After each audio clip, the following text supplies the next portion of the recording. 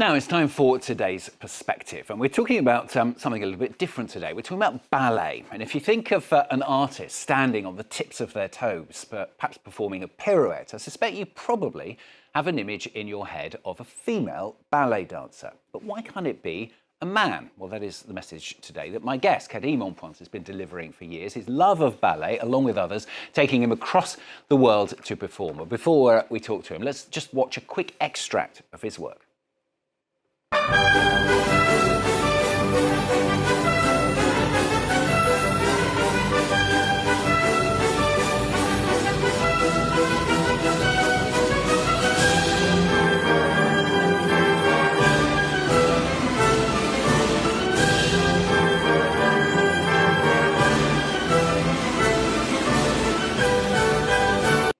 And Kadeem En Pointe joins us now. Thanks very much for being with us on the programme. It's almost painful watching that. I mean, the amount of work and effort that must go into being able to do that. I mean, it's hours and hours, months and months, years and years of work, isn't it?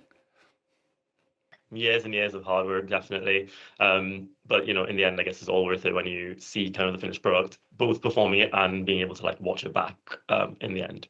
Why is it so difficult? I mean, what does it involve? What is it that kind of makes you want to do it, and what gets you out there, presumably in the gym, day after day after day, and in the dance halls, working to be able to do that?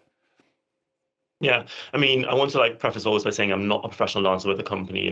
Ballet and my relationship with ballet is very different to a professional dancer who performs with a company. I kind of have a lot more control over my time, what I perform and where I perform. But the training that I do is very different. But I do a lot of training in the gym, as you say, and making sure that my body is in the right condition to be able to perform outside, because it is a very different situation than performing on a stage where the floor is quite even, quite soft. But it is, for me, I've danced since I was 4 years old, so I don't really know much. I don't know myself without dance, and to me it's really, really important that I'm able to inspire other people through dance, not necessarily to love ballet, but to love something. I think that's something that I'm really passionate about, is inspiring people to be passionate, and in order to do that, I need to make sure that I'm at the top of my game, the best I can be, when I go outside and perform all these pieces. You said you started when you were 4. I mean, how did that come about in the first place? Was it something that you wanted to do already at that age? Yeah, so the story went, my mum took me to see a dance show. I'm from Trinidad, so in the Caribbean. And I was like, I want to do that. So she allowed me to join the dance school. It was modern dance. And about 5 years later, similar situation, I saw a ballet show by one of the ballet schools. And I was like, well, I actually want to do ballet. So I was 9 around that time. So I was able to start ballet with the ballet school back in Trinidad. And it was very rare for a boy to dance in the Caribbean back in the early 2000s, and I was, for most of my training, the only boy who was in the school. And I think that's why I kind of had the opportunity to perform both the male and the female traditional roles, and train in that way, because I was the only boy, so I had to do all the girls' exercises, and then if I wanted to do the exams, I had to do all the male exercises as well. How difficult was it? I mean, there must have been times where you've been picked on, where people have, not necessarily objected to what you do, but have made comments, that kind of thing. I mean, how have you got beyond that and been able to carry on your enthusiasm? I think the two main ways are, one, by kind of ignoring what people say. I think, this is my life and I'm going to live it the way I want to live it. But also just the passion that I have for dance is so unique to me, and also I've not really felt something else that's given me the same feeling. So that's kind of what I hold on to whenever when I was growing up, whenever I thought, oh, should I be doing this because I get bullied or anything. I didn't tell anyone that I did ballet until I was 16 or 17. Up until then, I was just oh, I do modern dance, because that was slightly more acceptable than a boy doing ballet. That's a sensible way of getting out of it, I can understand. I started off by talking about the fact that, perhaps people, when they hear about En Pointe specifically, might think more of a woman. I mean, do you think that is true? Is that true that's how people automatically think? Yeah, definitely, especially if you know a bit about ballet, because En Pointe you associate that with female dancers traditionally, and I think generally, though, when I do say I do ballet, a lot of people do ask, oh, do you go on the tips of your toes? And then I kind of explain that I do, but it's not sort of the traditional way. Hopefully that can change. But I think that a lot of people, they do associate that sort of music box ballerina image with a female, and I hope that going forward that can change. And I'm kind of wanted to change on both sides, where if a female wants to do a male role, they can, and I think it's about the person's capability to perform rather than their gender and what traditional ballet has said they should do. Yeah, is there is there a kind of physical reason at all why it tends to be like that? I mean, in the ballet world, is there any barrier that's put up that means the sexes can't intermingle? I mean, technically, a lot of people can say, like, male dancers are heavier, and to be on point, you need to be lighter. But I think, again, that comes down to training and how you train, what you train, and ultimately the person. Like, ballet is really mentally, physically, emotionally demanding.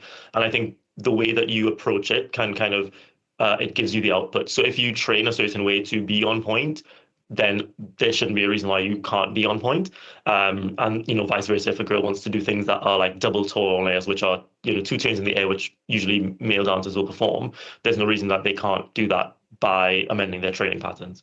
And it's incredible what you've managed to do as well. I mean, I know you teach a lot, don't you? And you've toured right around the world to a certain extent, teaching as well. I mean, tell us about that. What's it sort of led to for you as a career? Yeah, I mean, so I'm going on like a mini tour this year. So I've been to Berlin a couple of weeks ago, and then over the summer I'm going to a few other places in Europe with more to come. And for me, this is really an opportunity for me to connect with the people who follow me online. And I met so many nice people in Berlin, and I just can't wait to go back in the summer and continue the tour. It really is about like meeting the people, showing them, who I am, and like letting them see me perform in person, because I think it's so impactful to be able to see ballet in person as opposed to just on the screen. I think that's why I want to make sure I'm going to these places and putting my dancing out there. I live in the UK. I've danced in lots of places in the UK, and I want to see more of the world. And this is a great way for me to do that and to be able to connect with people and hopefully, bring ballet to more people who maybe thought it wasn't for them, who felt also maybe excluded for certain reasons, be that, gender, sexuality, or body image. Yeah, I mean, presumably there might be people watching right now who are thinking, wow, this guy's amazing. That's what I want to do. Presumably you would encourage them very much? Definitely. I think, for me, the biggest barriers I've faced in my life are the ones that I've created for myself by thinking that this shouldn't be this way, or, 1+1 is 2, and therefore I can't even think anything different. That's probably a really bad example. But, I want people to look at me and think that they can. And, again, that doesn't necessarily need to be that they can do ballet. It can be that they can do something that they didn't think they could do, because I think for a lot of people, I don't look like a traditional dancer in the sense that I am performing traditionally female roles. I'm dancing on point. I'm Black. And I think that I want people to feel like they can take up space in places where they weren't necessarily welcome before, once they have that passion and that drive. And finally, you're coming to Paris as well. I'm coming to Paris, yes, in June. I've been to Paris many, many times. I love Paris. It's one of my favorite cities, but I've never managed to actually film any content. So I'm really looking forward to coming there with that, like, as my like main goal, and just like dancing in front of, some of the most iconic places, like the Louvre and the Eiffel Tower, but also in front of just regular buildings, regular streets. Oh, that would be great to see. Great to see. Kadeem, thanks very much for being with us on the programme today. Kadeem En Pointe joining us there from London. Thanks very much once again.